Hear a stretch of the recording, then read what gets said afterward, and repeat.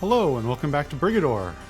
On the last episode, we finished learning how to use an A-grab. Well, we were in the middle of learning how to use an A-grab, I guess. I guess we're probably going to learn more here. And then we read a whole bunch more contract law and got into random tangents, which I quite enjoy and maybe other people find annoying. But hey, that's what you signed up for. That's this channel in a nutshell. Anyway, we're going to keep on moving with that. Ripley, you handled that highway combat quite well. You're cleared for higher paying contracts now. The analysts will probably keep flagging you for a couple more remedial briefings, but don't worry about them. Just follow along, and you'll be through them in no time. Continue your combat sweep through Letterad. Also I remembered why I know your name. I'm a huge 12-7 fan. I can't believe I didn't realize it sooner. Great work out there. Okay, so I guess she's part of a band. Not related to the reference. Snell. Why does that say? Why is that? It's not the reference that... It's not the Carrie reference that I'm thinking of. I don't know why that's familiar to me in a different context. Maybe I'll remember eventually. Anyway. Once again, with the tax law stuff. These levels are, well, I don't know about the campaign levels. I assume they're somewhat procedurally generated, as in they're dropping in some elements at random, but I assume that's what takes the time to process. Anyway. Alright, what have we got?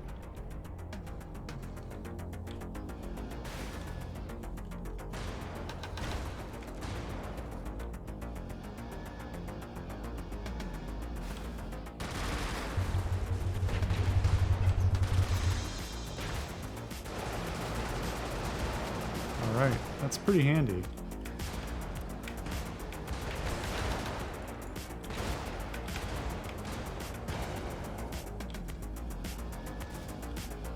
Listen for the beep of your special cycling. That reminds you that the special is ready to fire again. Ah, that beep. Yeah.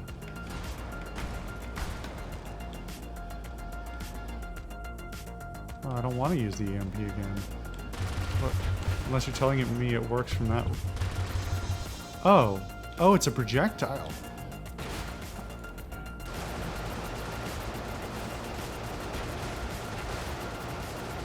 I didn't think it was a projectile. I thought it was centered on me. But I suppose that makes more sense if it's a projectile.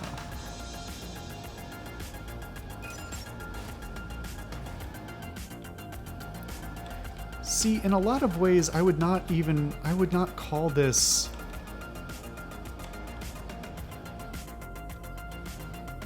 I would not call this relative. I would call it semi-absolute. Because it's more in relation to where you're pointing than it is in relation to yourself. Well, I guess the mouse button control... Well, no, I mean, like... In terms of like inheriting the vector, your movement vector, right? It's absolute in the sense that it is not relative to the corners of the screen, but it is not tank controls in the same way. Like I'm being super pedantic here, but bear with me.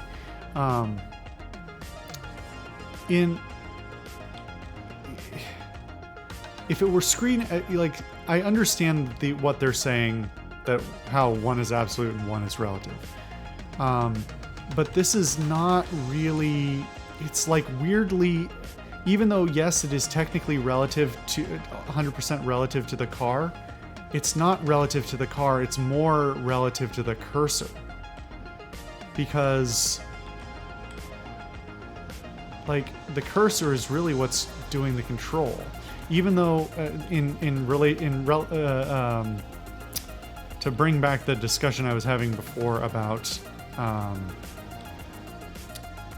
shopping carts and front drive versus rear, or front steer versus rear steer versus dual steering. like,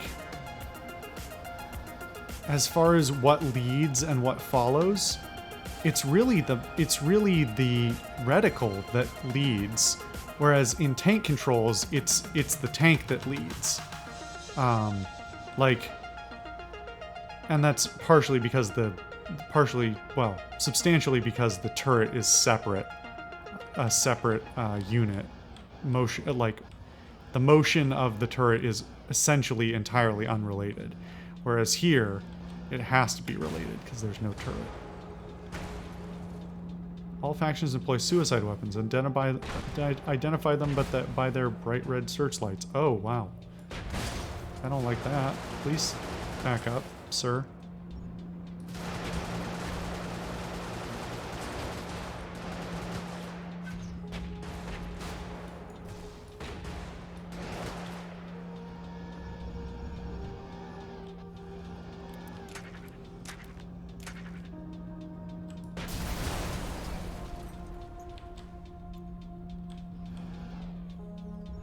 Thought I saw something else blow up over there, but... Alright.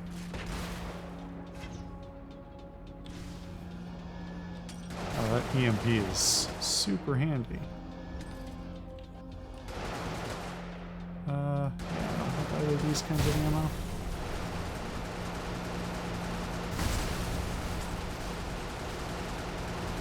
The downside of the EMP is it does take quite a while to reload, at least relative to some of the other add-ons that are available, like the smoke or the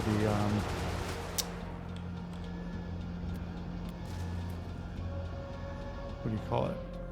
Cloaking. But still, a great utility thing to have.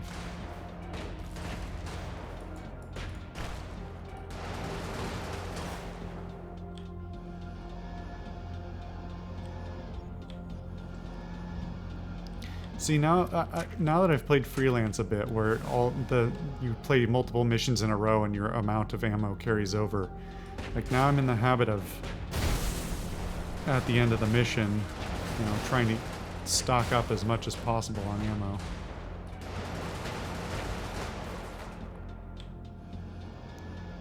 But it really doesn't matter here.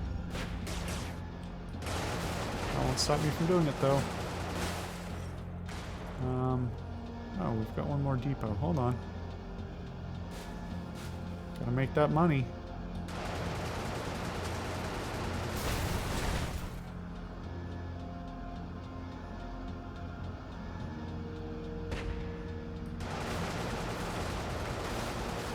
Fuck you, buddy.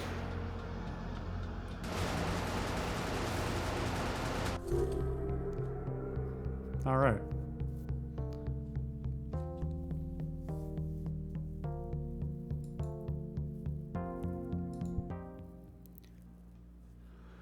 Alright, C4, City Wrecker.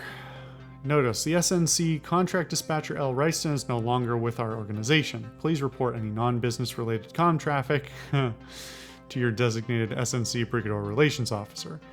Snell, your performance has granted access to more difficult contracts. There are several targets designated for removal in your upcoming area of operation. Target vehicles will show the SNC skull, laurel, and sword emblem on your screen. Okay.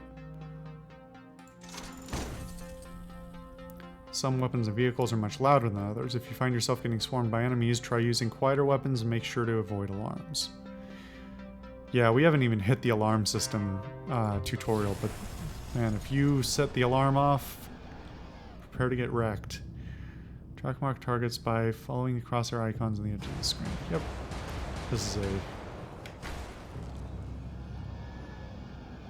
It's funny how much of this is like... This still feels like true gameplay, but it's essentially all tutorial. I think that means it's excellently done.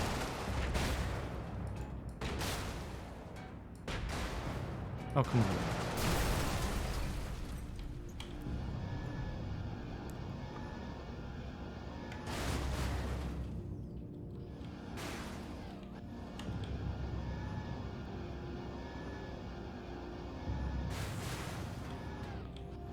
These dead zones I'm not a big fan of. Sort of wish they would fill that, because just having a space where you can't go is just kind of weird. Like if you needed to put up impenetrable walls or impenetrable buildings or something, then sure, but... Well, thank you for doing my own work for me. Oh god. That's a lot of bullets. I didn't set off the alarm, so this is... It just must be really loud. I'm almost dead. I'm dead. That's my first death. Alright, well. There's your funeral expenses. Let's try that again.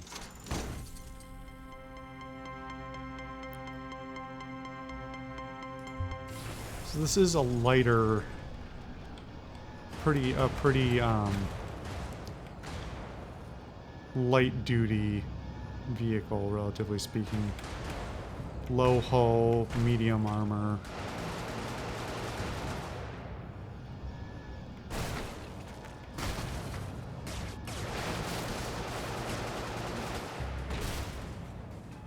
I just alerted that guy. Okay.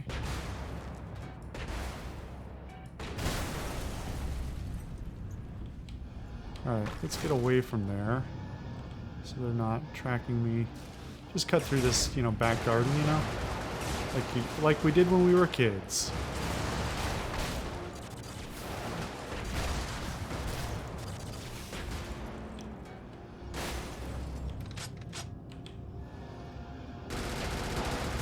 Oh, Lord.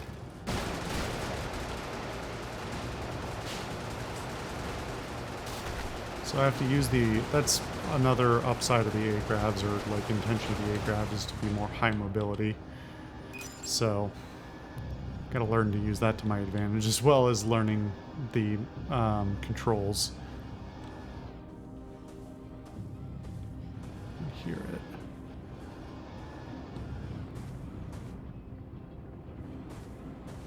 It's over there, okay.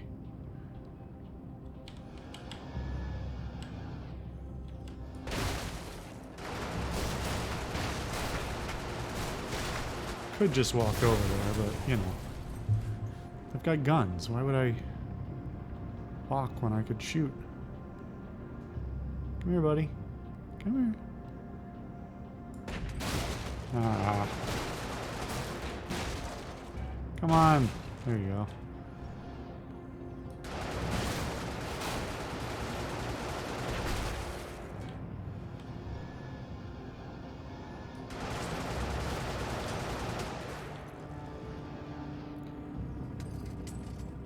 I love the aesthetic here. Is like, you know, McMansion type, really expensive homes, but that are all, you know, all the same in this very heavily manufactured area where, like, it's so manufactured that the hedges are being held up by metal frames. I think that's really cool.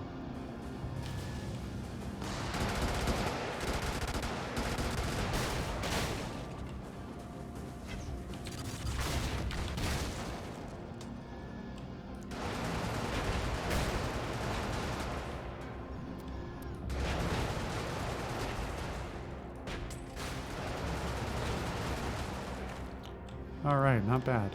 Doing alright. Doing a lot better than before. That's for sure. Get ourselves some more shield.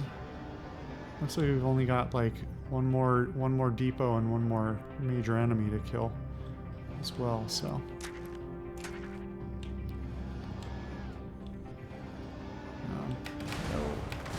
This to help ourselves out. Oh, nice. Big long explosion. That's fun.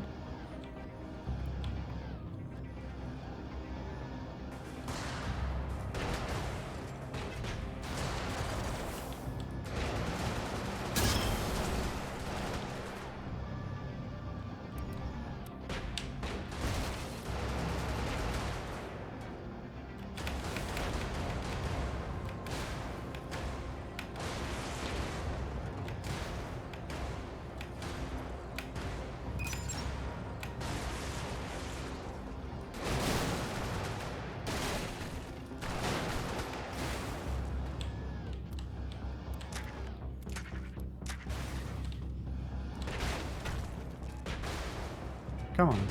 There you go. Alright.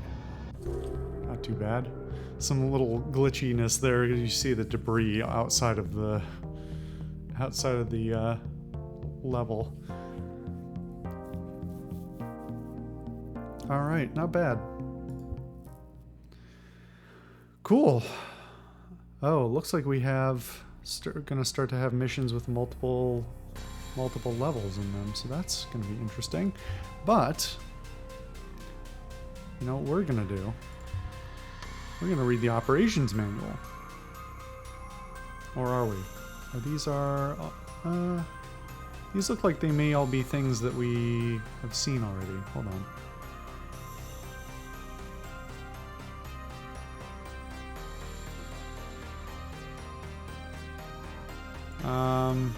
Maybe we won't read this bit. Yeah, I think this is all, or mostly, stuff that has been in the tutorials. So actually, maybe we're done with the tutorial now. Oh, some of this is new to me. I've never seen this before, actually. Ammo drops from enemy units are weapon agnostic. The ammo depots are specific to weapon type. I didn't know the first part of that. Yeah, I don't think we need to read that bit, but, well, why don't we read up on the Loyalists? Loyalists. It's not easy to reduce the civilian militia population of Solo Nobre to one category. This is what you have to remember.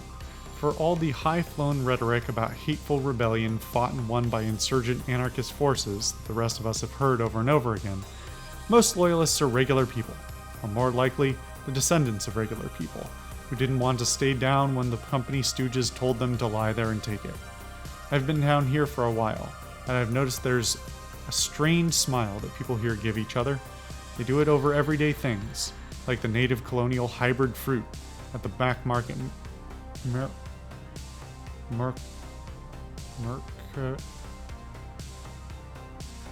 Mercurio? I don't know what that is. I don't know if that's a made-up word or just a word I don't know. It's not uppercase, so I assume it's not a proper name, but I don't know. And they do it to express an understanding. This is awful, they're saying, but it's better than it used to be. Whew. There are two things that changed when Great Leader took power. First, water got a lot cheaper. Second, the incidence of murders, aggravated assaults, sexual violence, and starvation all dropped by about 1,000,000%. The Loyalists knew to salute Great Leader when his picture passed by in a parade, sure. But it's really that reminder of hydration and nutrition and not suddenly dying that they're loyal to. And that's exactly what they're fighting to keep. You know, that's great. It doesn't directly tell you much, like, it doesn't directly tell you about how Great Leader came to power or anything like that. But it tells you so much else about it that you sort of get that, or you get what's really more important about it. That's like a really short, you know, long paragraph.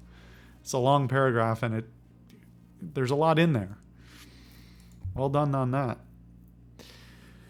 Anyway, we're going to go back to this and play more of the campaign, but we'll do that on the next episode, so I'll see you guys then.